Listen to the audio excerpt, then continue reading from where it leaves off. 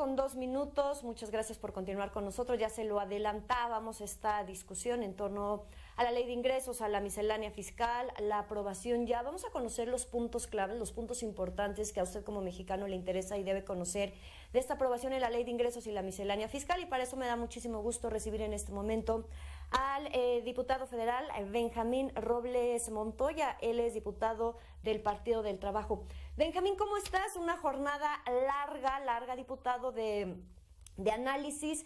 ¿Qué es lo que rescatas? ¿Cuáles son los puntos importantes que contemplan dentro de esta miscelánea fiscal, dentro de esta ley de ingresos para el próximo 2021? Pues mi querida Jimena, muy buenos días al auditorio. Efectivamente, tenemos ya cerca de 24 horas de debatir este tema del paquete económico 2021, lo que corresponde a la ley de ingresos. Y bueno, pues estamos a punto de aprobar una ley de ingresos con un monto menor que el propuesto por el Ejecutivo, de alrededor de 33,000 millones de pesos. Estamos planteando también que esta reducción radica en la eliminación, así lo planteó al Pleno la Comisión de Hacienda en un artículo, el 13º transitorio de la iniciativa, que le permitiría en principio a la Secretaría de Hacienda usar hasta 33,000 millones de pesos del fideicomiso Fondo de Salud para el Bienestar, conocido como Fondo de Gastos Catastróficos del INSABI. Por eso la reducción. Bueno, los temas más importantes, pues, por ejemplo, en la miscelánea fiscal tiene que ver con la reforma al artículo 45 del Código Fiscal para que las autoridades fiscales puedan utilizar herramientas tecnológicas para recabar imágenes o archivos electrónicos. Esto, a mí al principio, pues hasta me sonaba como a terrorismo fiscal. Yo mismo lo puedo decir. Sin embargo, el dictamen previó una serie de candados. Entonces no hay de qué preocuparse. Las autoridades fiscales están obligadas a la reserva de la información y esto me parece que es muy importante. Exactamente. También, ¿qué candados, diputado? Perdón. Por ejemplo, se establecen obligaciones de la autoridad, primero de acreditar la asignación de estas herramientas tecnológicas, así como de contar con medidas necesarias para que la información no sea expuesta. Repito, para que la información no sea expuesta, y además el SAT tendrá que emitir reglas generales para el uso de estas tecnologías. Creo que esto permitirá un mejor cumplimiento de las obligaciones las obligaciones tributarias, pues que todos estamos obligados. Hay un adendo en el dictamen a este artículo 45 del Código Fiscal.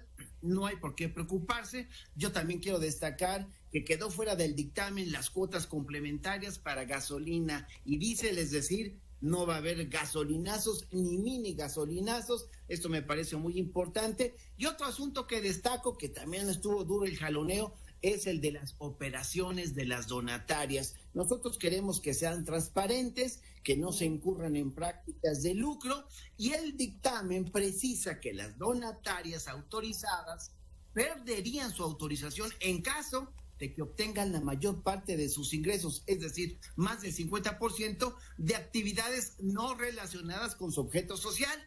Pues esto está muy claro. Estamos hablando de transparencia, estamos hablando de una lucha en contra de la evasión, en contra de los delitos fiscales. A mí me parece que queda muy claro. Me resulta importante decir que yo creo que en unas 2-3 horas estaremos ya votando la ley de ingresos para enviarla a la Cámara de Senadores. Ellos tienen hasta finales de este mes de octubre. Y a partir de entonces, ya cuando oficialmente sepamos a cuánto ascienden los ingresos de este país, que será del orden de los 6,262,736.2 millones de pesos, entonces ya podremos ver el tema del presupuesto y el límite es el 15 de noviembre, mi querida Jimena.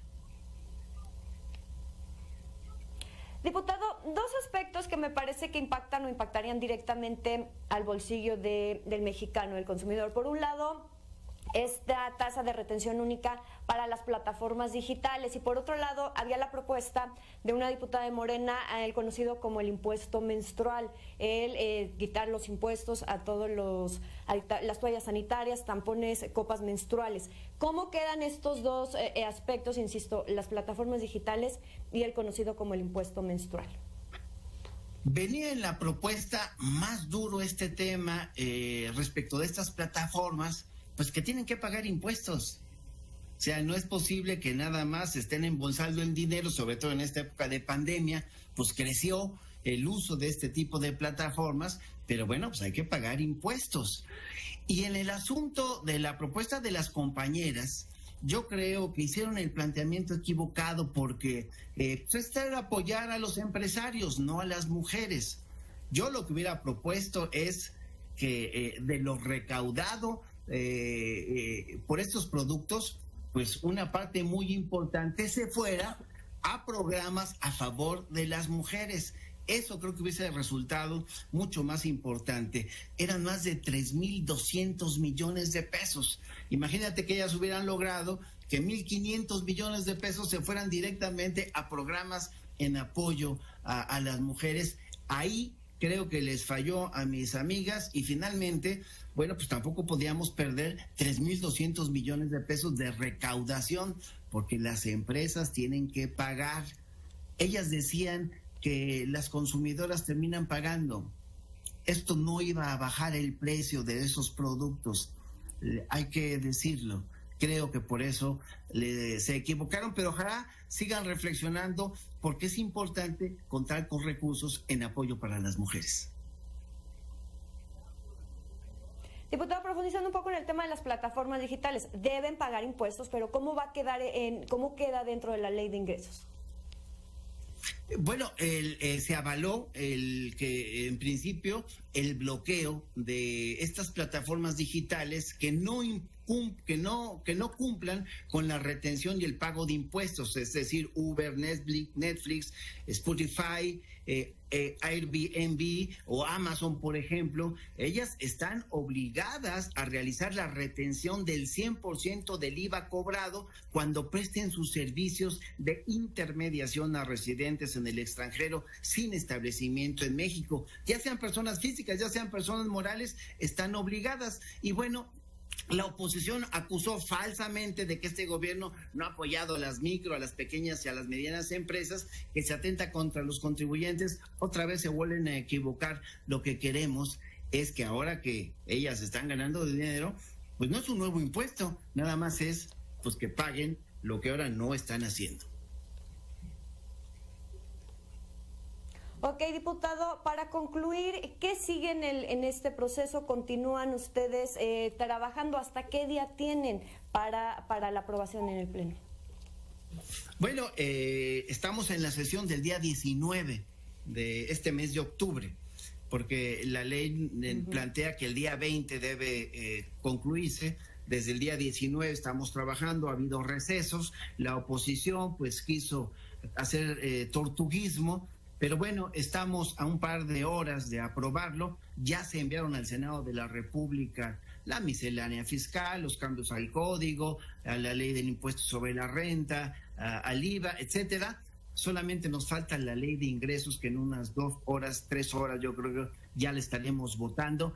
No tardan en llamarnos para el voto en lo general y nada más faltarán las reservas que presente la oposición. Yo ya los veo cansadones. A lo mejor ya no las presentan todas, porque no les salió. Querían complicarnos las cosas, pero nosotros aguantamos, porque somos demócratas y ellos tienen derecho a decir lo que crean y nosotros también a decirles sus verdades, mi querida Jimena.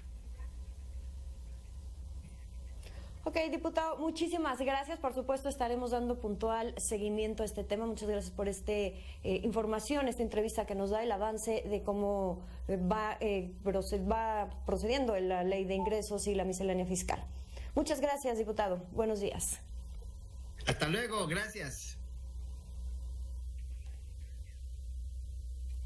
Son las 9 de la mañana con 11 minutos. Voy contigo, Víctor.